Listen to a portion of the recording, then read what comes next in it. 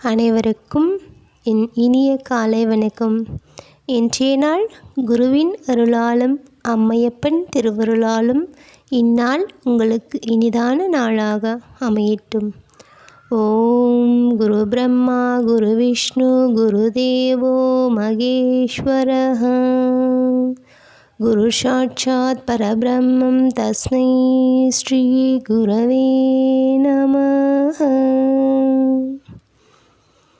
அனைத்து செயல்களையும் நாம் தொடங்குவதற்கு முன்பாக குருவின் திருவடி பணிதல் அனைத்திலும் வெற்றியையும் நன்மையும் நமக்கு ஈட்டித்தரும்.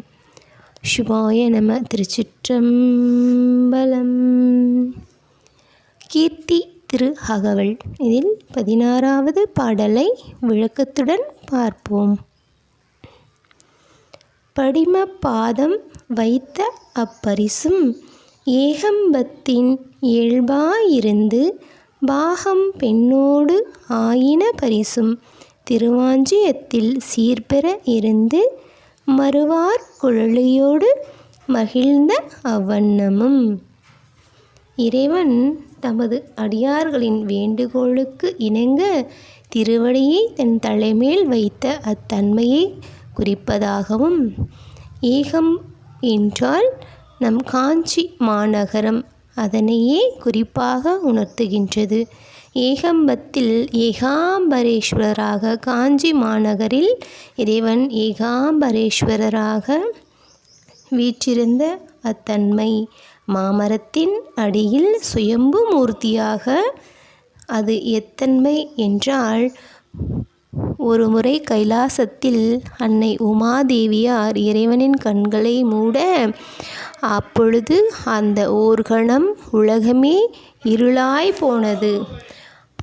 அதனால் கோபமுற்ற இறைவன், கோபம் கொண்ட நம் இறைவன் அன்னைக்கு சாபமிடவே, அச்சாபத்தின் விளைவால் அம்மை காஞ்சி மாநகரில் மாமரத்தின் அடியில் மணலால் லிங்கம் செய்து அம்மணலால் ஆன சுயம்பு லிங்கத்திற்கு தன் கைகளால் பூஜை செய்து வரவே, ஓர் நாள் ஆற்றில் வெள்ளம் பெருக்கெடுத்து ஓடிவர அதனை கண்ட உமாதேவியார் ஐயனை தனது கைகளால் அணைத்து தன் நெஞ்சோடு அணைத்து கொள்ளவே, அப்பொழுது அவ்வெள்ளம் அவ்விடத்தை விட்டு நீங்கிச் சென்றது.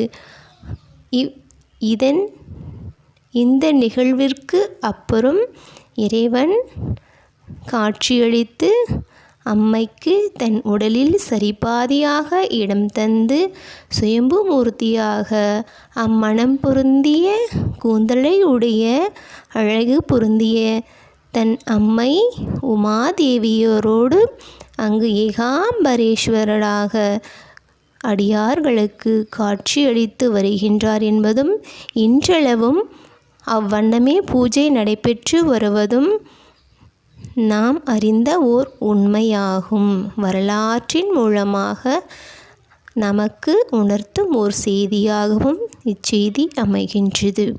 சிவாய நம. திருச்சிற்றம்பலம். சிவசிதம்பரம் தில்லையம்பலம்.